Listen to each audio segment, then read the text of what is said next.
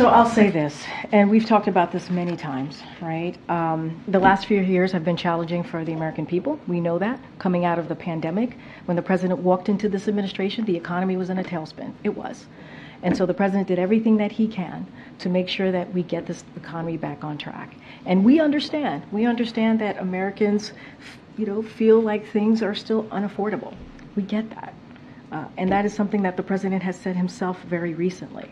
And that's why he's going to continue. When it comes to, that's why the Inflation Reduction Act is so important. Matter of fact, no Republican voted on that act. If anything, they're trying to repeal some really important provisions that deals with lowering the prescription drugs, right? That deals with lowering health care, that deals with lowering energy costs. And so that is something that the president signed, and only Democrats voted for it. No Republicans did, and it's going to help the American people.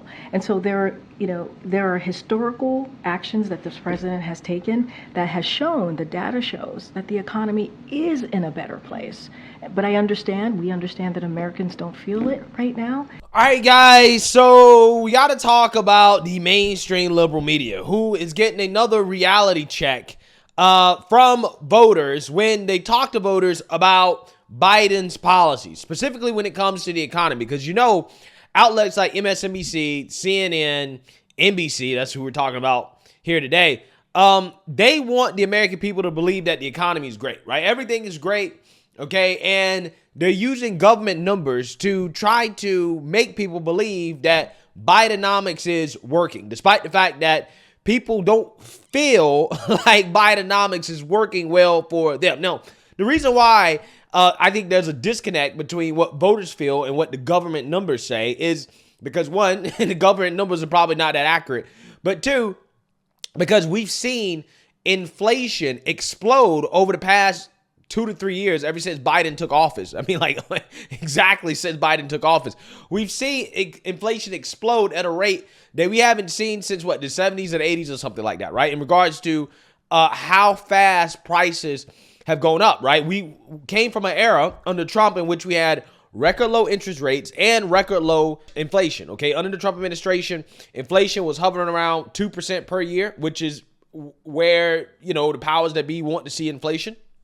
And it skyrocketed. And prices have risen faster than wages. So objectively, people feel poor, okay? And despite this fact, the Biden administration is trying to tell people the opposite. No, you're doing well. Everything is great.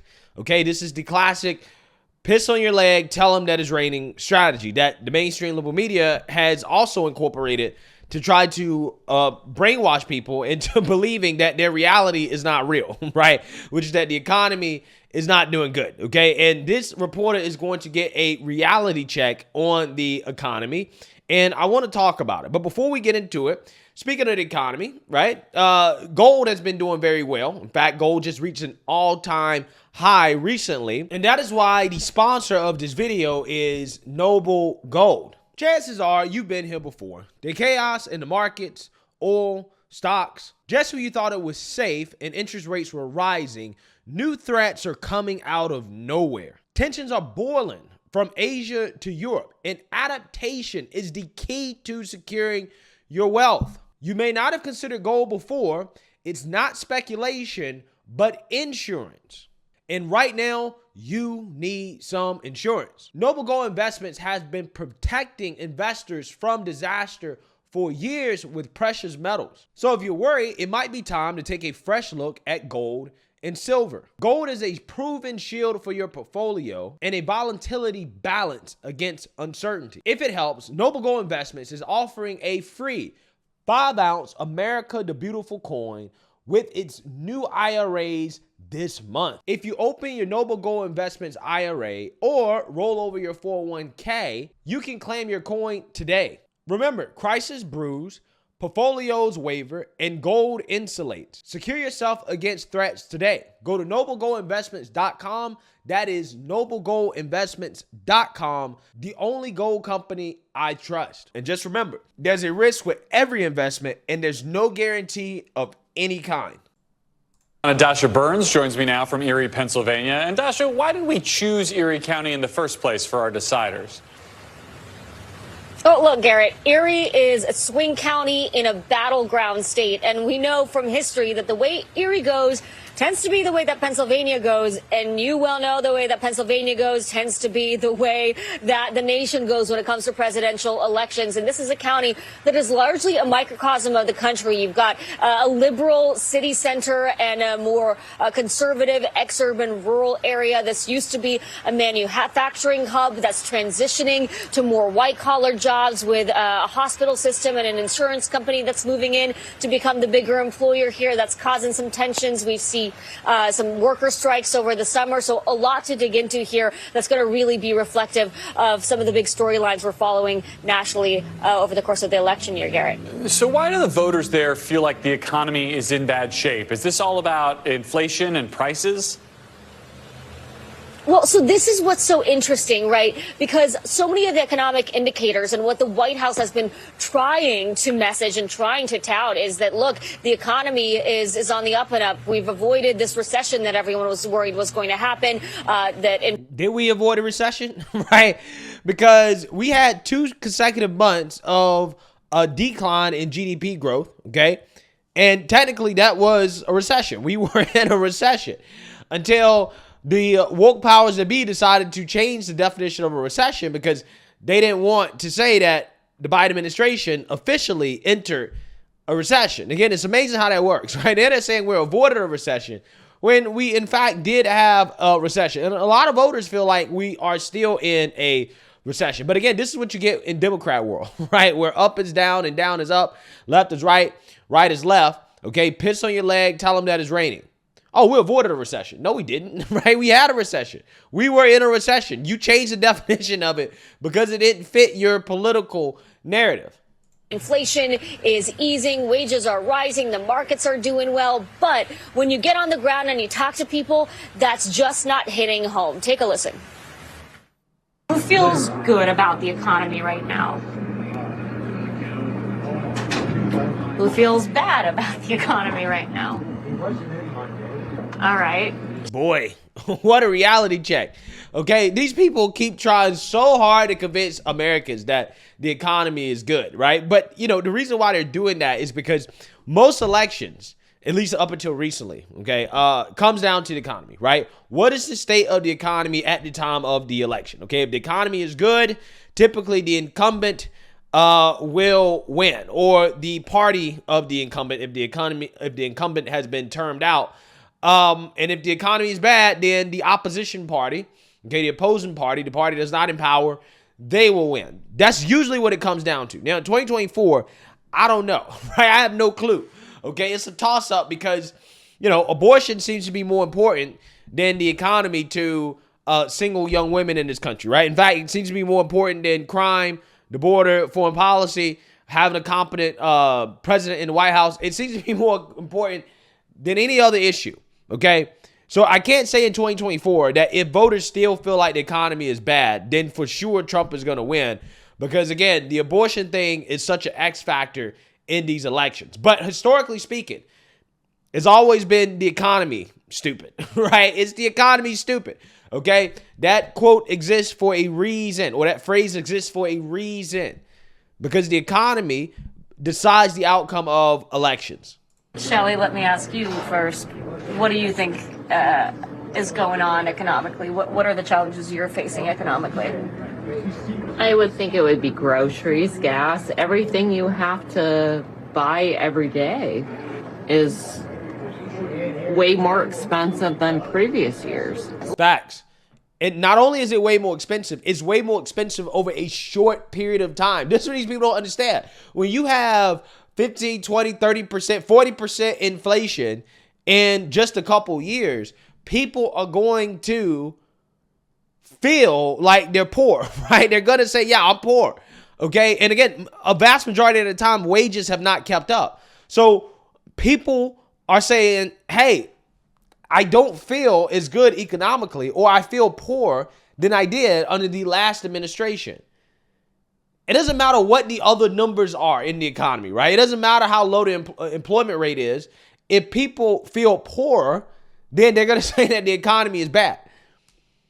I'm just saying. I mean, maybe that low unemployment can be explained by the fact that more people have just decided to drop out of the labor force, period. Okay, because the lower the labor force participation rate, that can increase the employment rate. Okay, because you have less people actually looking for a job overall. Okay, and maybe that's what's happening. I mean, our labor force participation rate has not recovered since the beginning of the pandemic. Okay, it hasn't recovered. So again, that could be driving some of the low unemployment numbers for the Biden administration. You know, they always talk about like, you know, the job numbers and all that other stuff. And it's like, well, those are jobs that are being recovered from the pandemic. Also on top of that, a lot of these jobs are part-time jobs that are being created, right? And people are taking on extra work in order to pay the bills because things have become too expensive or more expensive than they previously were. You also have the issue of debt, household debt, which is also at an all-time high. Personal debt, people are going into debt. They're going deeper into debt just to get by, which again is a testament to how much prices are increasing and how fast they're increasing. Because again, despite what the Biden administration is saying, we're still having inflation, right? Until we start having deflation across the board, okay, people are going to feel like, hey, prices are still rising, things are getting more expensive. But in order to afford to live, people are living off debt, okay? We have an economy that's based off debt, and it's only going to get worse and worse and worse. So a lot of people are probably spending their money just paying off the debt service, right, on interest and things like that of that nature, which could also explain why people don't feel richer or they don't feel like the economy is good, because they're having to take out more debt just to survive, and then they have to pay off that debt or pay down that debt with interest. You know, you're talking about APRs of, 28, 29, 30%.